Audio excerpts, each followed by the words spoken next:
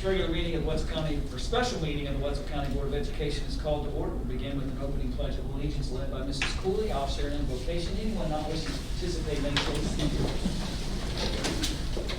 I pledge allegiance to the flag of the United States of America and to the republic for which it stands, one nation, under God, indivisible, with liberty and justice for all. Father, we continue to ask your blessings upon Wetzel County schools, our students, our staff, just our parents and everyone concerned about the well-being and academic standards of our children. We just pray your strength and your guidance as we make decisions and choices and strive to find ways to improve and to make their education better. Thank you for all that you do and care for us and bring to us. And we pray this through Christ. Amen. Thank you all for being here. Tonight we are having our annual meetings with the LSICs of both Valley and Shortline schools. And we'll begin with nothing further from me, but we'll turn it over to Valley High School for your presentation, please. Thank you. Just got the podium there, so I'll just walk over. I gave you guys all pamphlets. One's discipline and one is the report that we had a few years ago that they said that we'd like to go back to. With me here tonight, I have Ms. Schubal, who's an English teacher. She teaches freshman and sophomore English. Ms. Tina Rush, she works at MPLX and community at-large member. And Ms. Gabby Cooper, who is the art teacher at Valley High School. We had a few folks that were under the weather and had other things that they just couldn't make it here tonight, but I do appreciate those three ladies joining me, and I told them that whenever I say something that they need to jump in and talk about, so they may just pipe in whenever they get the urge, so please pipe in. In the beginning of this document, it talks about discipline and so on and so forth. You know, the discipline of Valley High School is basically the same as the other 7 schools in the county, along with the tech center. I'm not going to read you what we do for each infraction. We follow the board policy and also the state policy. But I did give you a handout, also a supplemental handout that is the discipline for this year. And a lot of the infractions have been a little bit more major, I guess, maybe than in years past. You can see that we've already had 22 in-school suspensions, 16 out of school, and the lunch detentions are there as well. And you know, we've been trying to curb the students from the pandemic. They've had a little bit of freedom over the last 2 years, and we're trying to reel them in and rein them in, and that's where you can see the elevated numbers from. And after talking to the other 3 high school principals today, they're under the same landscape at their school as well. They're, you know, for some reason the kids, I don't know the answer, I don't know why, I don't know how, but they're just acting a little different than they have in years past.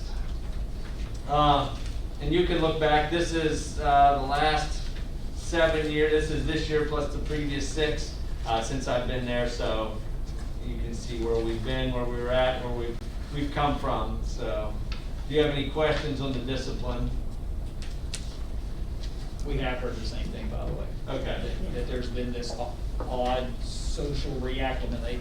Yes. I can't even say that, so I don't know why I tried, but anyway, you know what I mean. Yes. To reacclimate students back into the school environment was more challenging than maybe we anticipated. Yeah, and you know, talking to the teachers, you know, poor Ms. Schubal, she sees the younger kids, you know, the freshmen and sophomores, and I think, you know, we've talked at length about the kids and, you know, just trying to get them, like you said, reacclimated back to the school setting, and getting them used to doing school. And I think we had that conversation about a week ago. Yep. Just getting them to figure out school again has been one of the most difficult things with this pandemic. It's frustrating. I know she's ready to beat her head against the wall, you know, and just trying to figure out what we need to do to get the kids, you know, back to where they should be. And it's frustrating on our part trying to get them where they need to be because we know where they should be. It's just hard to get them there. But It's taken a lot more patience, a lot more time. Mr. Kimball, so the numbers that are not this year's, that's a full year? yes, right So now. we're comparing a full year to just the first 3 months. And this is what I do when we have, I try to keep an updated tally. Whenever we go to Faculty Senate or LSIC, I update all the numbers. And, you know, at the end, we have what you see on the previous 3 or 4 pages from the ending of those years. So yeah, this is just through, and I need to add some more to, while I was out today, we had another incident to that, to add to that. So these numbers aren't even current as of today. So yeah, if you look back, you know, the in-school suspensions, I tried to do that more so than not, because I don't want the kids to not be in school, but there's been some items that have happened that we've had to do some out-of-school suspensions, which I don't like, but, you know, at some point you have to do that, whether I like it or not. But that's, you know, like Mr. Price said, that the other schools are dealing with the same issues, unfortunately.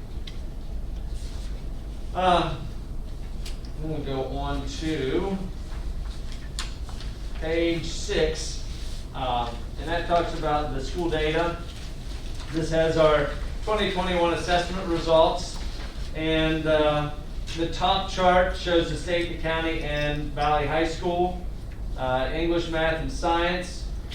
I'm not a bit happy with where we are, but I am happy that we were as high as we were coming off of what we came off of, if that makes sense.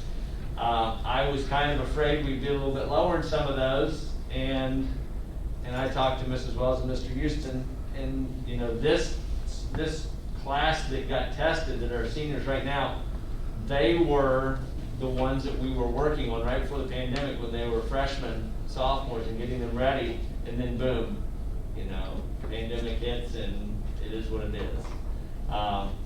But I've been checking College Board daily for our results from this year's PSAT-9 and our NMSQT, so we can get started on that data and see where we need to pick up those 3 classes. And you can see where we were back in 2019 and where we were at last year. You know, English, we're generally right around 50% proficient, and we dropped down to 34%. Math, you know, math's not necessarily our strongest in, you know, county or state. 20 is not great, but, you know, it was a little better than 14 in our science. I think the year before that, I think 2018, we were up real high science. It was up around 40 or 50%. So we're not happy with it. We're not pleased with it. You know, we just have to look at that and take it for what it is. You know, we were out for 18 months basically, with not a full 2 years. But, you know, we're getting back into the swing of things. Having the kids every day is a great blessing. And we haven't had to shut Valley down yet, which is also a blessing. Knock on wood, we don't want that to happen. You know, tomorrow I don't want to have to make that call. I don't have to talk to Mrs. Wells, you know, and figure out those plans. So we've been able to keep plugging along. Do you have any questions on the data and the assessment results?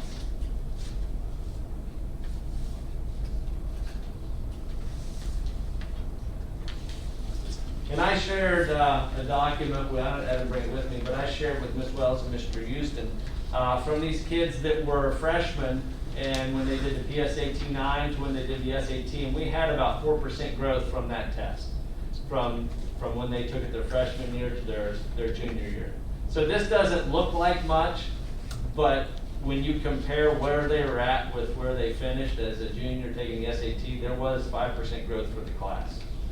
So, you know, it's not a great look right there, but I like looking at the numbers and being able to show that there was growth from their freshman year to their junior year. That made me feel a little better about it. Well, like I said, we weren't happy about it, but, you know, everyone had the same cards dealt to them. On page 7, we have our 2 goals, the LSIC goals. And number 1, during the 2021-22 school year, Valley High School will promote a culture of high expectation and shared mission for staff, students, community. Parents learn to meet and exceed all measurable objectives. And that goes along with Mrs. Wells's strategic plan goal, I think, as well. And our second one is chronic absences. We will reduce them from 24 to 20%, as evidenced by weekly and monthly attendance reports and Zoom data.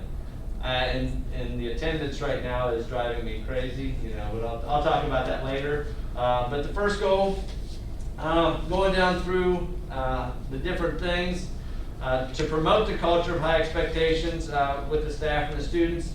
Our mission statement, I believe, and I believe every teacher at Valley High School believes that every student can succeed and grow, and that's where it has to begin. That's where it has to start.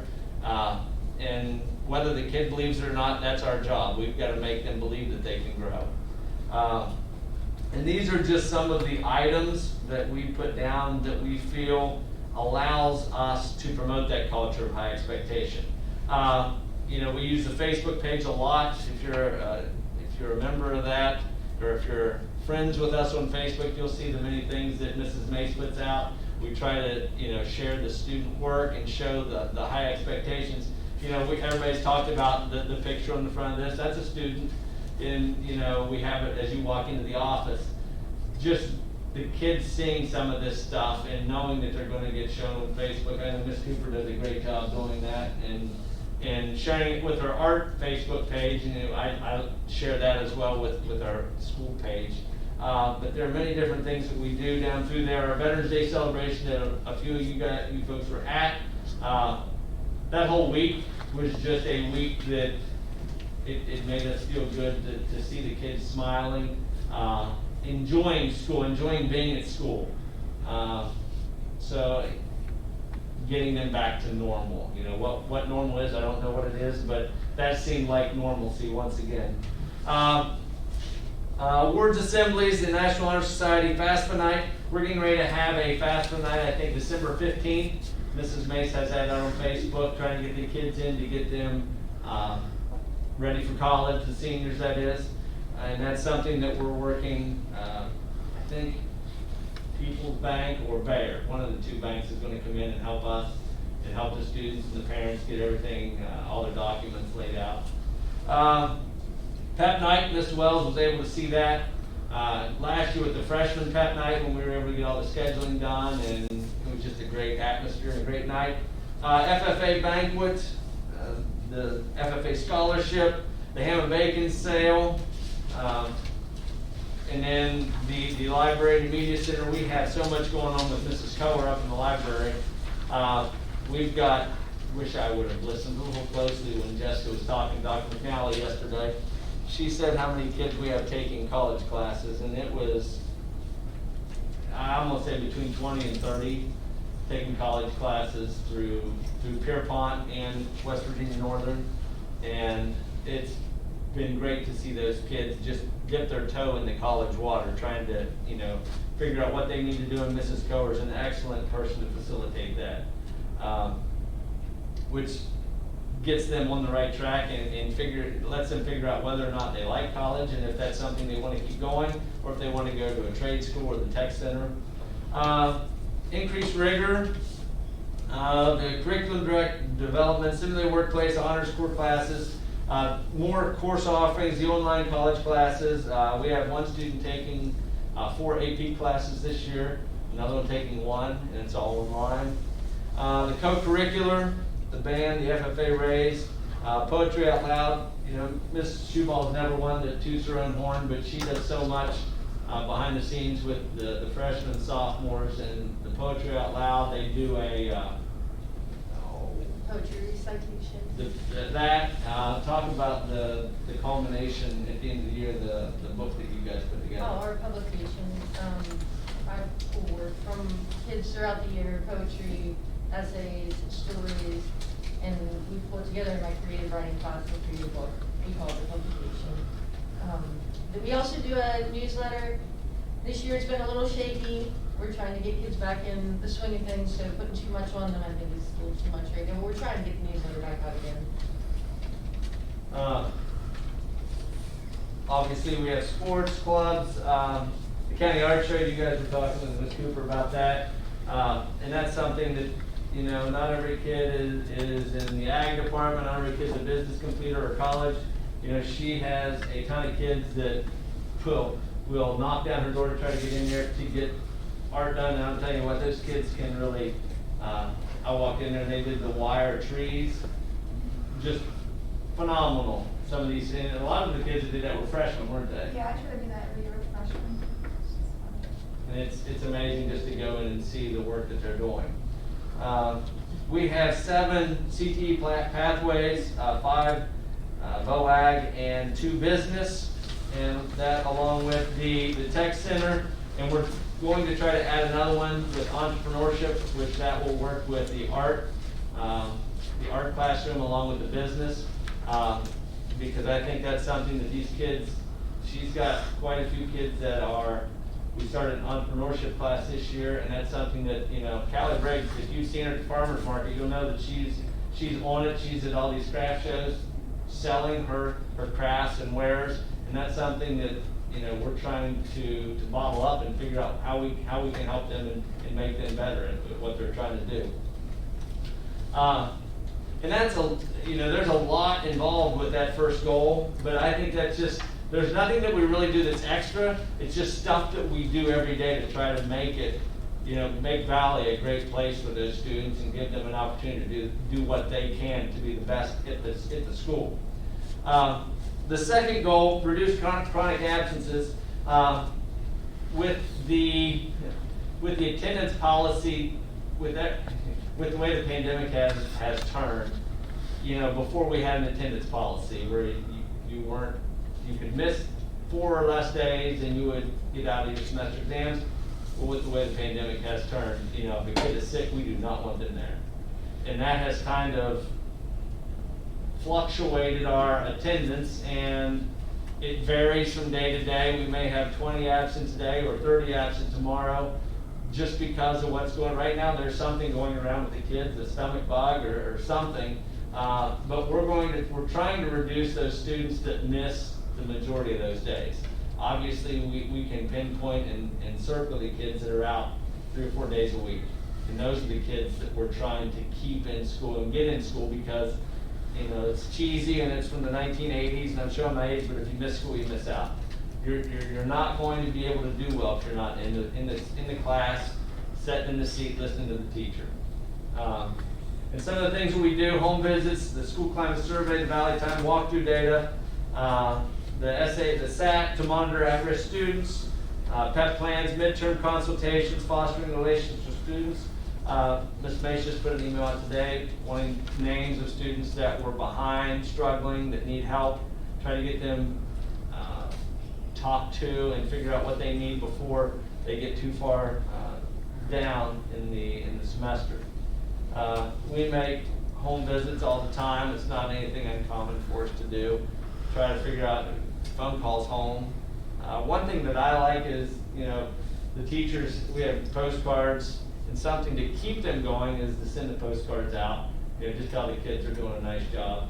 Just a little thing to keep them motivated into keeping up what they're doing.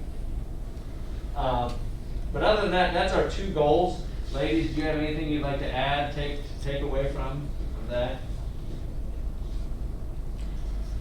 Can you explain what a PEP plan is, just briefly, because it's not a PEP, like. Personalized education plan, and that's what each student gets, and it kind of follows them. That we look at, I look at, their counselor looks at that and make sure that they're taking the classes that they need.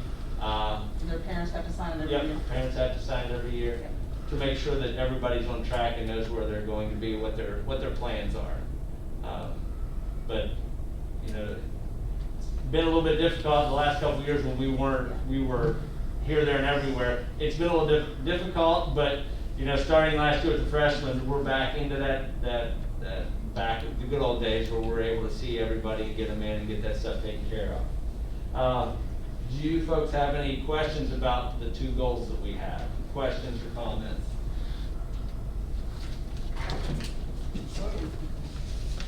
Gotcha. Your student, you said you have 1 student taking AP courses, or how many? We have 2 taking AP courses. How are they doing? They're doing well? They're doing well. Are they planning on taking the AP exam? Yes. Complete? Yes. Okay, that's very good. Yeah. The AP, I'm kind of torn between the AP.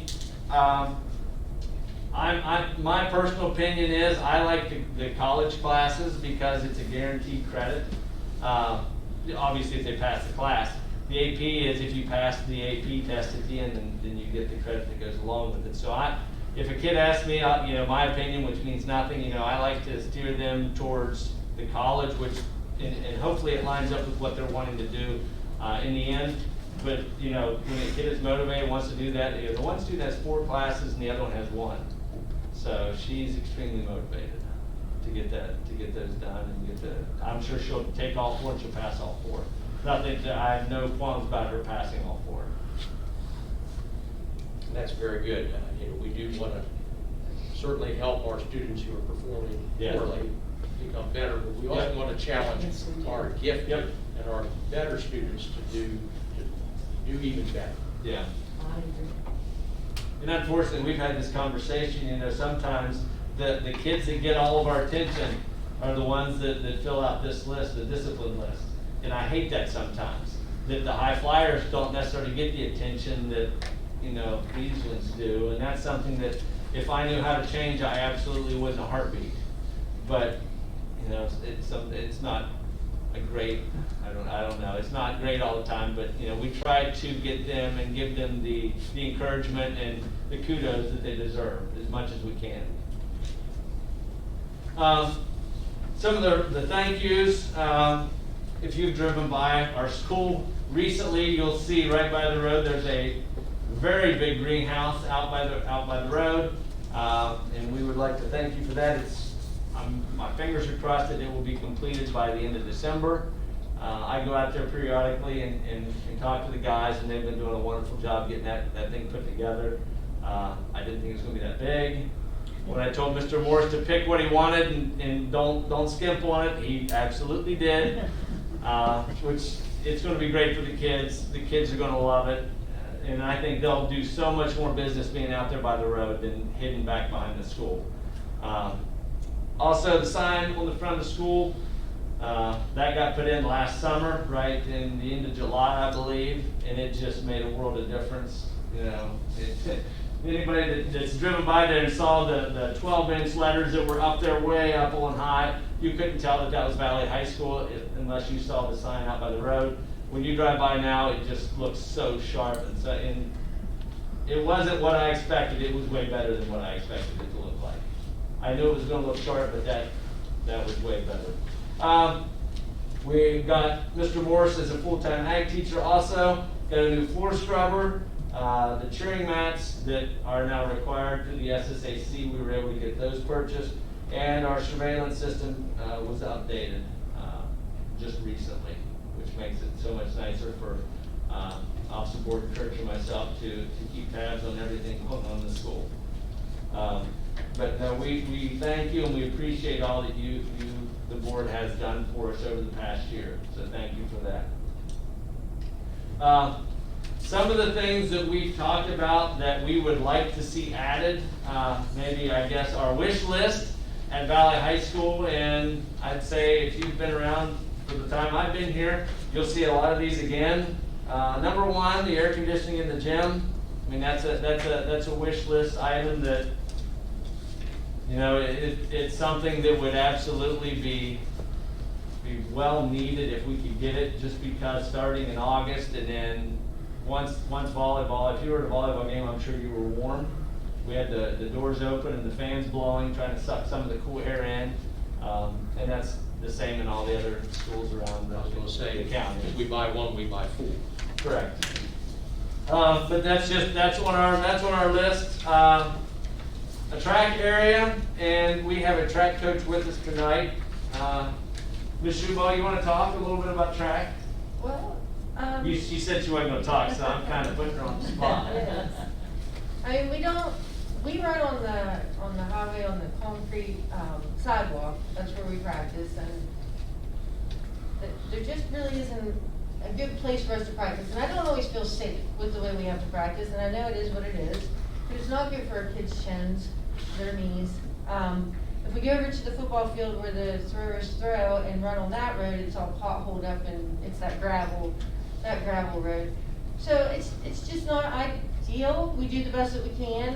We don't have a long jump pit, which we can't really simulate that. We try to in the gym. We put the mats out and have them jump, but it'd be really nice if we could somehow, which that's always been an issue as well, is where to put a track, to even put a track there. Even if it was just one lane, even if it was just 50 yards, anything, would be really nice.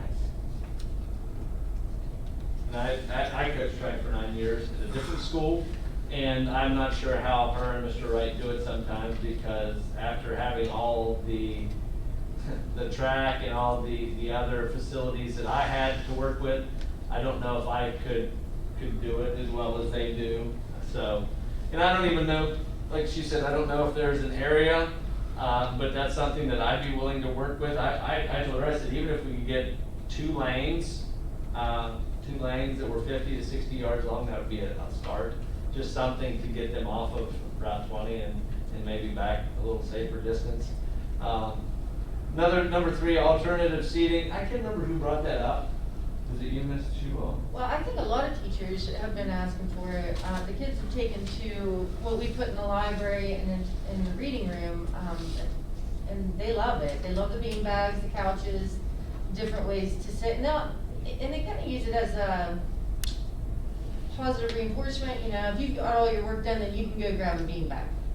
You know, and they're great about it. At first, I was a little leery, you know, because I'm so used to everything being, you know, you sit in your seats and everything's so. But they take to it really great, and I think they work better in that seating. I really do. So they're always asking me, can we take the couch and put it in your classroom? Yeah. But I know that Ms. Byard's class, they come over and get the bean bags. We all kind of share the 3 bean bags I think we have upstairs. Miss Moore got a bunch of bean bags for downstairs too, and the kids love it, so.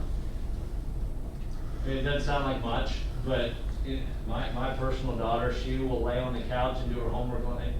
I don't know why I can't do that. I need to be sitting at the table or sitting somewhere, but it seems like nowadays these kids can work in about any kind of environment, and a small thing to ask is just a different set of seating, I guess. It's not anything big or wonderful, but if they think they're getting something a little different than sitting in those old, you know, hard plastic chairs, it may be something that we may need to look into, you know, even more. Number 4, paying the school. It's just been difficult with everything going on in the buildings, trying to get classrooms painted, trying to get things done. That's something that I don't know. We had a company come in and paint the gym. I don't know if that's something that maybe we can look into, maybe getting them to come in and paint maybe the downstairs or the upstairs one year. I know that the custodians are generally in charge of doing all the painting, and it's too hard with getting the floors waxed and getting everything done sometimes to get everything that we want to get done for the next school year completed. And I don't think it's anything, doesn't have to be anything great wonderful. You know, the teachers just need new coats of paint sometimes. And right now it seems like we're constricted on time with the waxing of the floors to get some of that stuff done. And with the shortage of the sub-custodians, we didn't have a handyman this year. So, you know, without having a handyman over the summer, my college kid kind of got pushed into, he was assistant custodian for the summer. So, and he luckily we had a great college helper, and he learned a lot in the short time that he's been there for the 2 years. And I'd like to petition Mr. Cook to try to get him back for a 3rd year. And he asked me to petition him for a 3rd year too. Getting an extra year of eligibility. Gymnasium, I'm all about what the public sees and what the community sees. Mrs. Wells could probably tell you better than I could. You know, since it's flooded, I think in 2003, is that when the 2004? The floor's got a lot of dead spots, and talking to the guy that refinished it this year, it needs either refinished or completely replaced and repainted. And that's something that I'm more of a, we need to get this done now before we come to the time where he's on there and he can't put a new coat on there. He said he may be able to get a new coat of varnish on it next year, but it's coming to the end of it. Each time you sand it down, you lose that paint, you lose that floor, and I think at some point we need to look at doing that, and, you know, if we're gonna look at a new floor, maybe new bleachers as well, it's just something that needs updated, it's an older gym, just like, you know, I don't know when, do you have any idea when those bleachers were in there? Are those original? Those are the original. Okay.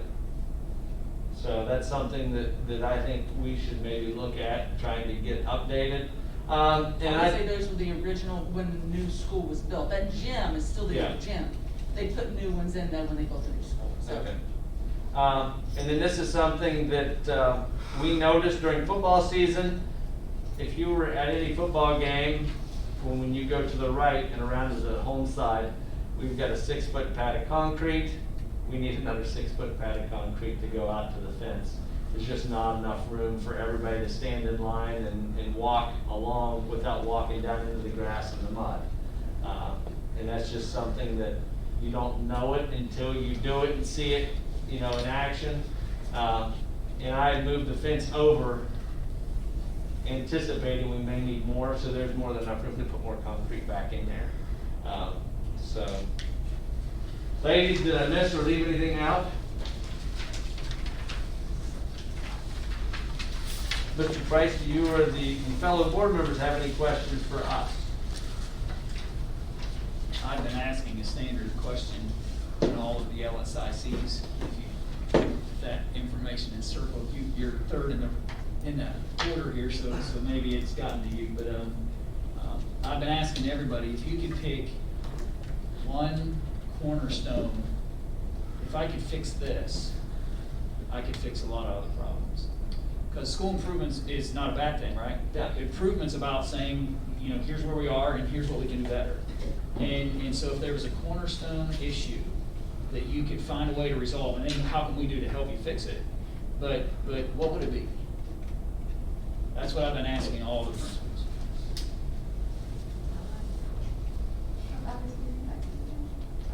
Do you wanna expand upon that? Did you hear what she said? Here we go. I think I know the answer already, but I like to say, there's been a theme, there's been a reoccurring theme every time I've asked the question. It's time. We're still doing everything online. We're still putting everything online, dealing with all the quarantine. We're teaching kids at 3, 4, 5 grade levels below what we're used to teaching, which means a lot more planning. But if I don't have the time, you know, I'm exhausted. I'm not gonna lie. And I don't know how much longer we can keep going at this pace. You know, I know what my kids need, but I need time to do it. And I just don't, 45 minutes is not enough. It just isn't. So. And she touched on, you know, she's teaching a regular lesson, she's putting all of her lessons on Schoology, and then she's doing makeup lessons for kids that have been out for a week and a half, and, you know. All ed in school, like, lots. So, And you like know, I say, when we're talking about, I'm teaching material that I've never taught before, I don't have the material. I have to create that material. So, you know, last year we were creating material for online, it's just, everything's new all the time. And we have a new textbook this year. So that on top of it all, it's a lot, it's a lot. And the kids are, I don't mean this in a negative way, they're needy. They need us a lot more, emotionally. So, you know, there's a lot of time, I mean, I have a class that it takes 15 minutes to get started every day. I can't fight that, because it's not gonna do me any good. They just need that kind of attention, and patience. And it's taken a lot for us to learn how to do school again. So, I think you need time, extra time somehow, I don't know how, but That was my question, where do you find the time? I don't know. I just know I can't Step get in school everything rather. done. That's radical. And I don't know if necessarily, you know, the time to sit in the classroom is, with no one bothering and trying to get some of this stuff done, it's gold. It's absolutely gold. And anytime I can do that to them, I'm like, all right, get your rooms. and there's nobody that questions that. They run to the room, and you don't see them the rest of the time that they're in there. And they utilize that time, and they take it, and they use it when they get it. It's just, I don't know how you steal to get that time. You know, we all have the same amount, it's just, I don't know how we can break it up and give it back. Mr. Kim, do you know how many instructional days you've lost at Valley High School in the last 2 years? So I don't wanna know. I don't either, but it's quite a bit. I'm afraid we have a generation of children that will never catch up, I'm afraid. But we need to try our best to do that, try to catch them up.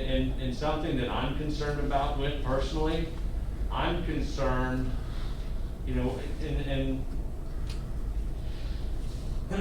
we're dealing with kids that are having mental issues and mental stress and a lot of stress, a lot of anxiety. Well, something that hasn't been said is we've got teachers that are starting to fizzle. Their breaking point is getting there. And I'm worried about my teachers, I'm worried about, you know, the counties around us, I'm worried about their teachers because my school's not on an island. You know, we've got, all the schools are the same basically. They've got a lot of stress and they're all trying to play catch up for the last 2 years. And I worry about what's going to happen in a year when our teachers are so frazzled that they can't do it anymore. Then where are we at?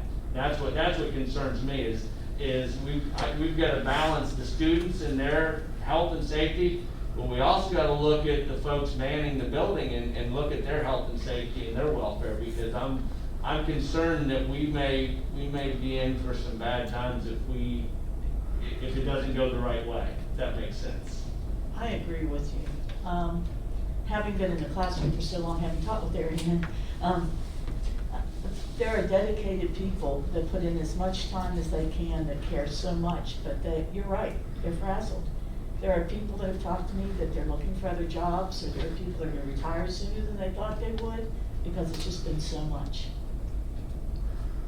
It's a lot, and, you I know. wish I had the answer and could make it all better, but to let you know, we're aware, and it is scary, you're right. I think we've become not only teachers, but therapists, and I was never trained for that. And it's exhausting. And I'm not saying that we don't have what we need in our school social workers and our guidance counselor, but I mean, as an adult, it was a struggle to come back to school from that experience. So I imagine myself, 10 years younger than I am now as a kid. I don't know how I would have handled that. And I had a wonderful home life, and these kids are being raised by no one and experiencing that completely alone at that age. It's a lot. And I try to, listen and do all I can, but that's heavy after so long. And I think that's something that, not just in this area, but I think being in. And the teachers are taking this stuff home with them, and that's the hard part, because they're at home worried about the kids. Which, that's why we've all gotten into this profession, is because we care about kids and we want to see the best out of the kids. And it's taking its toll, unfortunately, on the teachers and their stress, and they've got giant big pits of stress in their stomachs right now, and that's what worries me over the long haul. And I don't know the answer. I wish I did. I wish I could wave my magic wand and fix it all, but I can't. And I don't know if anybody can. Let me just add this in I've not lived in a classroom, but I live in a people world though. And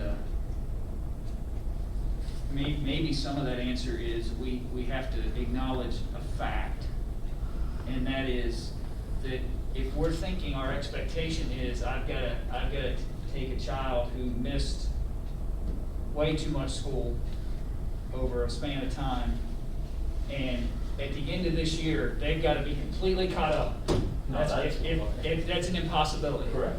So you just acknowledge that fact right off the bat. It's an impossibility. You'll have some anomalies that are just motivated, self-motivated kids that'll run no matter what. You could have thrown anything at them and they'll overcome it and move on, right? Because there's always going to be those kids, and we got to support them as well. Back to what Jake was talking about earlier, but maybe if we could just change that framing of not so much let's get them to where they should have been, but what can I do to help them grow from point A to a realistic point B? And then from that realistic point B to realistic point C. And retrain our own thinking about what our expectations are. Because there's a fine balance there, right? You know it, you've been in it. So there's a fine balance between an expectation that I can successfully meet and too low a standard that anybody can meet. Because that doesn't produce growth, right? We can create a low standard and say, everybody jump over it, everybody jumps over it, and we applaud and we say, yeah, we did it, but it doesn't apply to growth. But finding realistic expectations, succeed at those expectations, and then move from that. Wow, how to find a balance in that all? Well, that's the hard part, right? And you all were seeing it on the day-to-day. We're the support structure, right? We're trying to figure out ways to provide you with the tools necessary to get that done. But my land, how in the world, when the expectations are unrealistic at times? And I don't think our expectations are necessarily unrealistic. No, but I mean, when people are the public and everybody That's says. right. Yeah, I'm not necessarily saying that Right, you're, yeah. Yeah, I to think. try to convince others that if you think we're gonna just, Right. and not gonna happen. as if it never happened, that's an unrealistic And expectation. I think with realistic goals like you're talking about, that would take the pressure off of everybody and it would increase it. We need a positive. I'm tired of the narrative of we're so far behind, we'll never get caught up. That's not good for anybody. We need a more positive narrative. And if we could have these small, we just grow to here and we meet those goals and then the kids feel better about it, the teachers feel, everybody feels better about it. And then we keep going. Instead of trying to jump from the ground to the 10th floor, we take some steps to get there. I think that would be great. And that's exhausting, right? Because you try and you fail and you fall back down. You try and you fail and you Yeah. fall back down. It is exhausting. That's all I have. Thank you. Any board members, anything else? When you talk about the teacher's mental health, how can we help? I mean, everybody's concerned, we've discussed it ourselves, everyone's concerned, but no one knows how to help. Time, the pressure is immense right now. If we could have some pressure or some laughter.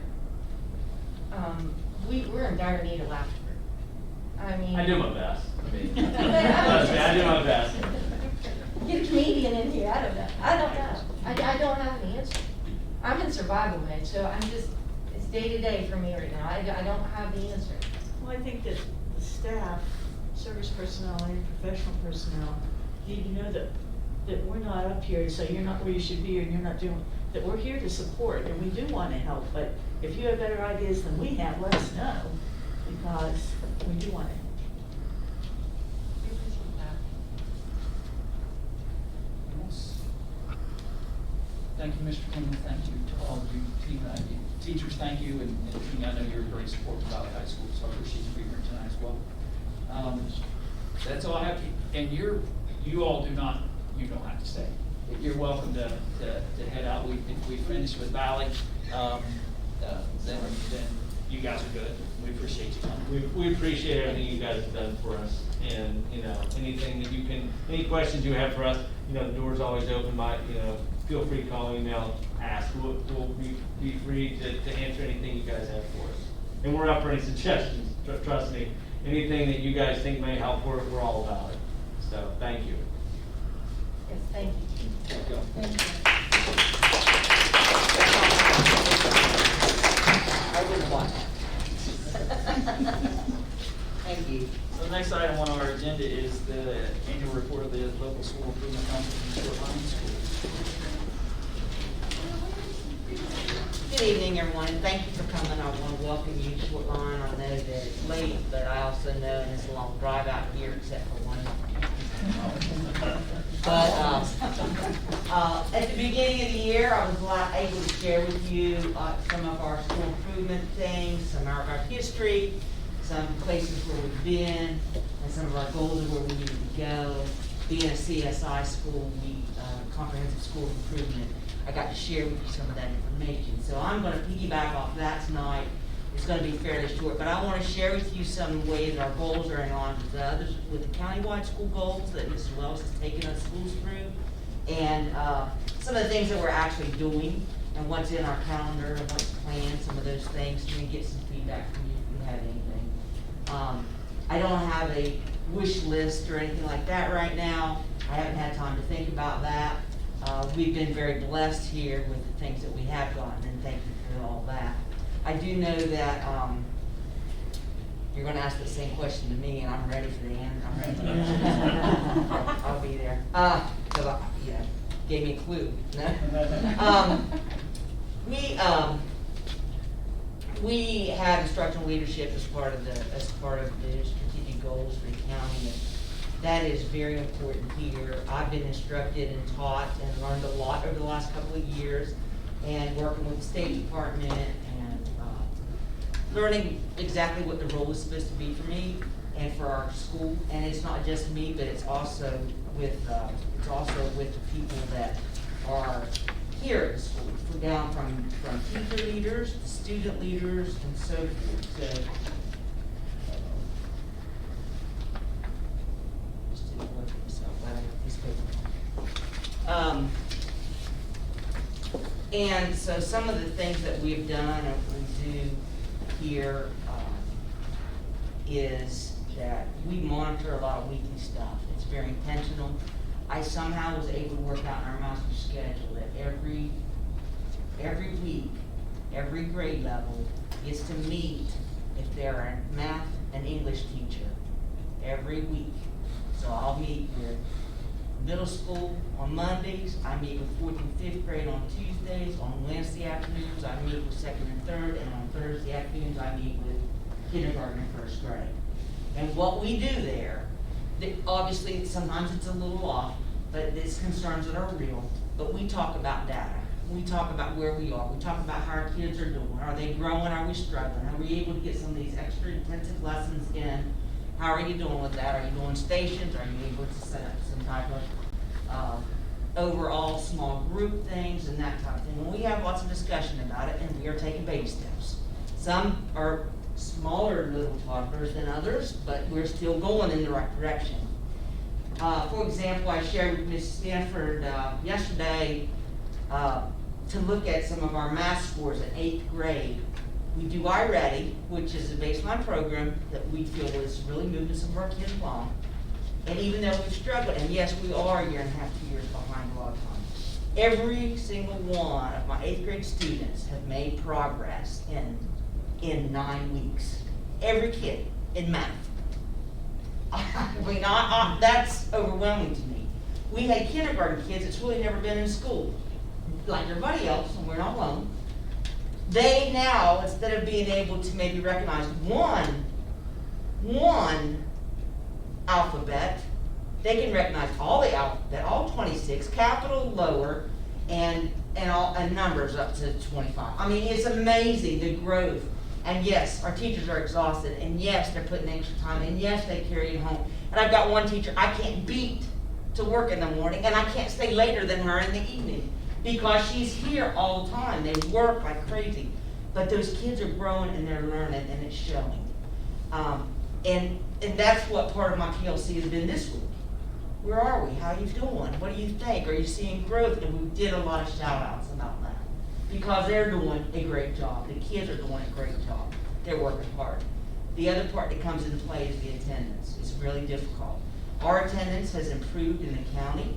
We finally made 94% in the county this 9 weeks. I don't know if we've ever been there. I don't know if we've ever gotten whatever. I know we haven't since I've been here. So we're very proud of that. Those little things put a smile on teachers' faces. And it encourages them to give a little more, even though we know they're really dragging. But you know, we got a compliment for going to the movie theater and being the neatest, nicest kids. I think my pre-K teacher said they spent all of the movie in the bathroom, but they had a great time and they had a smile. And then for everybody to come back the next day and say, did you see that? Did you hear this? Look what we did. Our kids are awesome. I'm just welling with pride, because I really love the school. I love these kids. And the staff really is the ones that are rock stars here. They are. I just get to be a part of that. But our SMART goals are very monitored. We make sure that we intentionally and purposefully monitor them weekly. I just mentioned already, but we talk about a different data. We have ALEC going on. We have other types of things that the kindergarten teachers are doing. We have attendance stuff that we talk about. We have an attendance committee that sits down every Monday morning at 9 o'clock. And we've done this for 2 years now. We have expanded it more into wellness and mental health as well. We look at attendance. We started day one, making phone calls to kids that missed 1 day of school. Now we had so many, we had to go if they missed 2 days out. If they were quarantined, we just got that information. We didn't keep count. But our attendance is improving. I've got one kid that's missed 35 days out of 61. We're not gonna win that battle. It is hard. We've called and called and called and called. But we've got other kids that used to miss like that are coming. They're coming more. They want to be at school because life at home is a little bit boring. They know what that's like.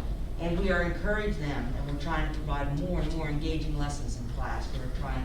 We've upped our career explorations. We have other plans for that next year.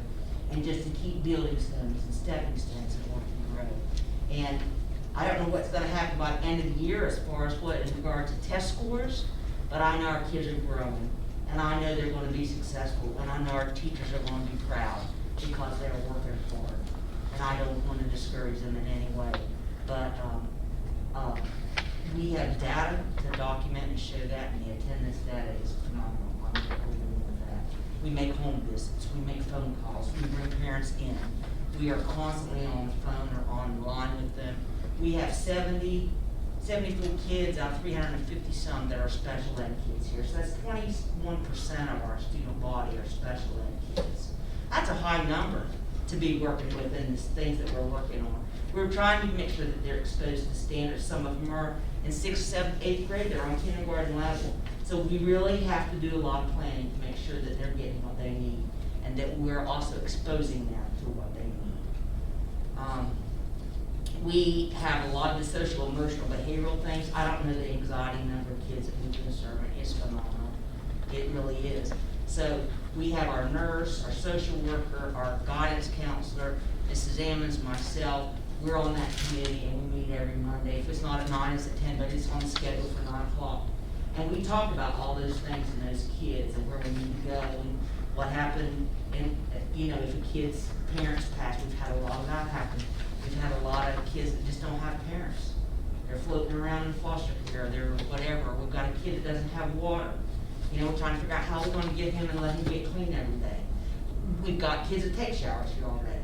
We're trying to help with this social emotional. When I told Miss Stanford at 8 o'clock tonight, we gotta take a kid home to Smithfield. She didn't have a ride, they don't have gas, they're not gonna be able to do it. You know, that's just what we do. But that's life here at Shoreline and Reeder and Pine Grove. The next thing is about some student leadership. We're growing there. That's not something that I want to say that we have peaked at. But we do have a LEAP program for the kids. Some of those, our yearbook staff has stepped up. They are very much a leader in the school. We have a committee that's on, or a group of kids that do the announcements every day. We have kids that are, they're gonna do youth and government. We've got kids that are on Golden Horseshoe stuff. We've got kids that are making things. We've got one of our autistic kids that today we decided we're gonna put in charge of taking care of the attendance there. So I mean, we're trying to get kids to do some real life things, to see what working's like, to see what it's like to be proud of something that you're doing and try to get involved. We've had professional development. We have gone beyond on professional development, have a plan for that throughout the year. We started with this summer having Kagan Cooperative Learning, trying to get it scheduled the second day for February. We were going to try to do it last month, but we couldn't get it worked out with them. But we're going to try to do the second day, and Mrs. Stanford's talked, she might try to get days 3, 4, and 5 this summer, so we be up there with everybody else that's already had day 2. But the teachers, even my 8th grade English teacher, she has taken some of those strategies into her classroom. And she has been just, both my middle school English teachers have just really flown with that stuff, with some of the music, with some of the different kinds of things that you do with cooperative ownership. And a lot of you probably participated in that before, where you have a leader, you have a recorder, a timer, somebody, just going back, some of the debate, it just circles around. But it gets the kids engaged and it gets their interest up, and they're doing that stuff in their classrooms. There's 7 standards for effective schools, and over the past 2 years, we've reviewed them here continuously, all 7. Mrs. Wells has taken us as a staff, as an administrative staff, through 3 of those already, and we've reiterated those 3 here at this school, as with every other school has done the same. But looking at those and reviewing those keep you focused on what your mission is, what you're supposed to be doing, and how you're going to benefit. So we constantly reflect on that, because we're a school of improvement, and that is a priority of the State Department, make sure we put some 7 things.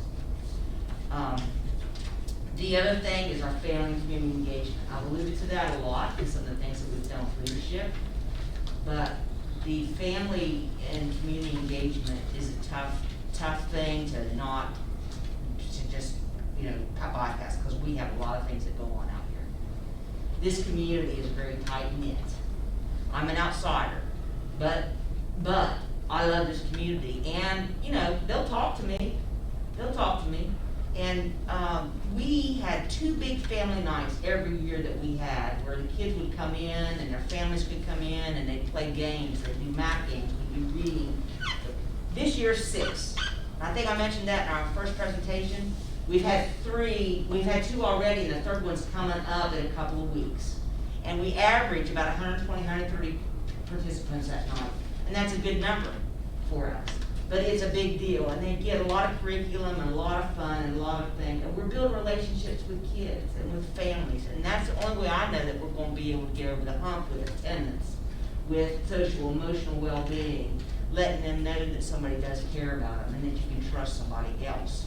It doesn't have to always be a friend that can't help you maybe with some of the safety. We've got a Make It, Take It Night already planned. We have Pto Activities. Our PTO has really been proud to get to step back into the building and participate, and we've supported that, and they've supported us. We're trying to walk hand in hand with some things this year. We have the Lions Club participates in things here. I'm not gonna start singing. But we have some, the Lions Club participate. Last year they sat outside because of COVID. They sat outside by one of the buildings out there and had Mrs. and Mrs. Claus, and they had kids come up, drive by, and they could get out right there and look, and they'd give them a treat, some little elves, and then they get back in their car and get one family at a time. So we have a lot of things like that. A lot of things over at Reeder Park, a lot of things that get the families involved in. And we try and tie that in with the school somehow. We've done all kinds of conferencing on Zoom, GoToMeetings, team meetings, Facebook. Our social media has taken off. I have Mr. Lodgley, I'm sure most of you know. I just call him or send him a note or send him an email and say, hey, this needs to get on the webpage. Hey, this needs to get on whatever. And it's on that day. And he does our sign out front. And it takes a lot of time to do that, but he is immaculate at it. He's done a great job. So we try to include our families in anything. I send the newsletter home every other month. I just haven't been able to do it physically every month, but I send a short newsletter home. I try to get some stuff out there. We do all calls. We try to announce things. We send messages home, letters home. The attendance thing, I'm even sending letters home whenever the kids have missed 3 to 5 days. That's directly from me. I mean, we're trying everything we can with those kids here. And I think we're going to have growth. I really do. I think we're going to see, and the kids are seeing that if they're here, they're going to do well. They're going to do well. I know that was a bunch of mumble jumble and whatever and real fast, but that's really all I have. I'd love to answer questions or try to at least respond to some questions that you might have or directions that you would like to give me. Well, I'll give you you heard my question I've been asking everybody. And so you had you may have had a head start even before today. I don't know if you saw the other. So news travels fast in Wetzel County, I guarantee you that. But anyway, so fair question. What is it, if you could just, and I realize there's more than one, but I'm talking about what's a cornerstone? What can we address? And if we can fix that, then we can start building, use it as a cornerstone and start building from it.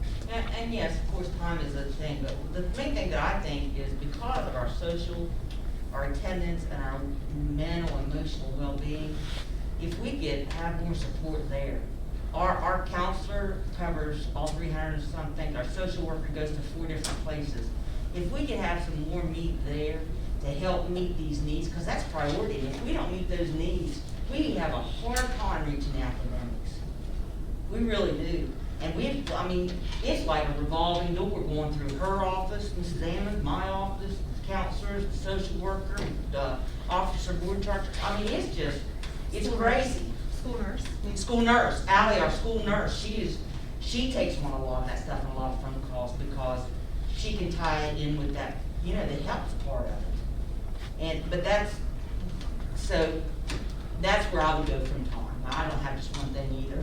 You're fine. But that's what I would say, because that's where we really, really see out here that our kids need, and their families. Just like this girl tonight, she don't want to get to participate because they're not going to have a way to do it, and we can't provide it, but we want to. I don't know the answers to all that either. Do what? I don't know the answers to all that. Oh, no, either. I wouldn't expect. You know what I mean? Answer. Yeah. I don't know. Because I wish I did. gone are the days where you could just say, suck it up and go. You know what I mean? Those days are over.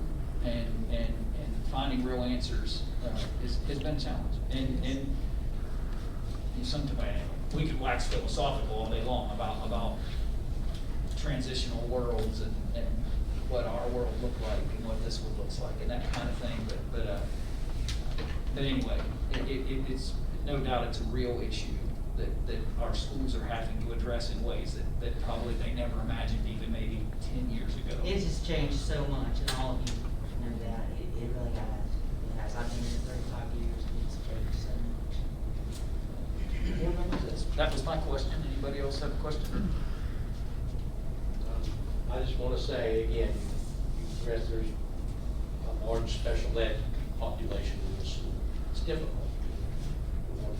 But also, as I told Valley High School, let's not forget about our best and our brightest. Yeah, I would like to say something to that, if you don't mind. I've got 4 or 5 kids in the 8th grade. They're going, the I-Ready program platform goes so far. They're going to finish and succeed that before Christmas. So we're getting them in it. We've got to get them into a mastery kind of enrichment program at that point. They're flying, and I was in their room yesterday, just slapping them on the back, and not slapping them on the back. That's probably wasn't the right thing to do. But telling them they were doing a great job. I was real proud of them.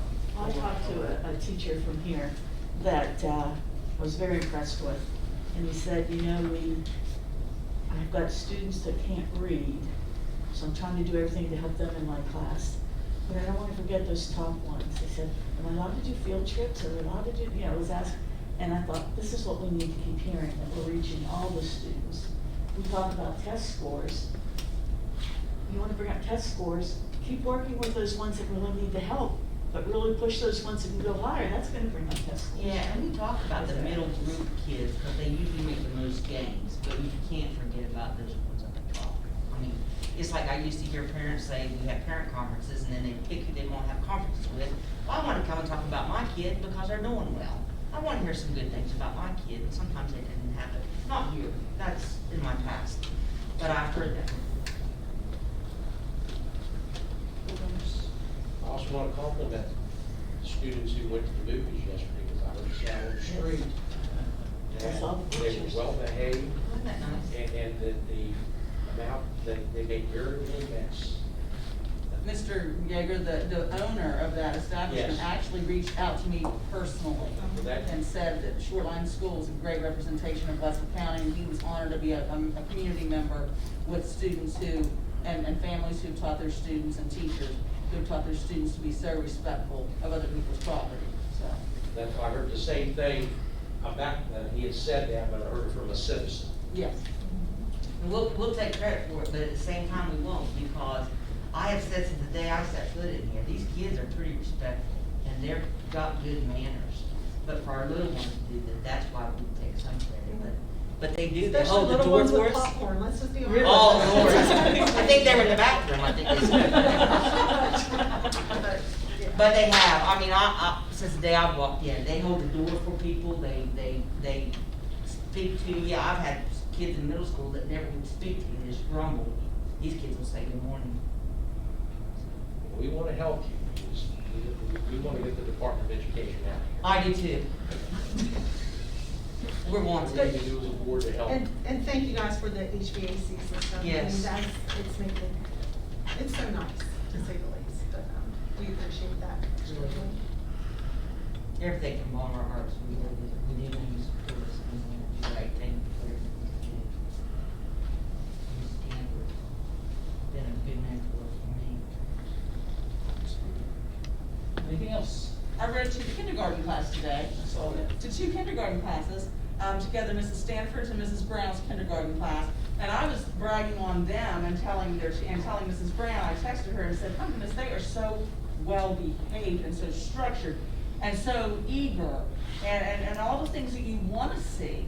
And Mrs. Brown shared with me that some of these kids came with very little knowledge of the alphabet, and now she said the same thing you just said. I got it in a text message that they know all 26 letters of the Yes. alphabet, and I believe that after talking to those kids today and listening to them discuss as we read together. These kids are learning and they're going places. So kudos to Shoreline School. To those teachers. Yes, To those very nice. teachers. Yes, thank you. Thanks for reading. Anything else? Anybody else? Board members? Thank you. Thank you very much. Appreciate it. How many times? And anything, there, didn't say this to JC, but there was, there's always chain of command, right? So if there are facilities issues, there's ways to address facilities issues and send those up the chain, and it'll get to us when any appropriate time, those kinds of things. But anything we can do that helps grow those expectations and help students move forward, we're here. And we can't do everything, but we do a lot, and we'll continue to try to do the best we can to help every school, help their students succeed. Well, I have nothing further, so board members, I would move for adjournment. Inside board member joke, sorry. We just let that cat out of the bag. Well, having been moved and properly seconded by Mrs. Fawner, I move for adjournment. All in favor? I had to make sure I do amend the template, that's right. All in favor, say aye. Aye. Vote no, Jay, if you want to. We are adjourned.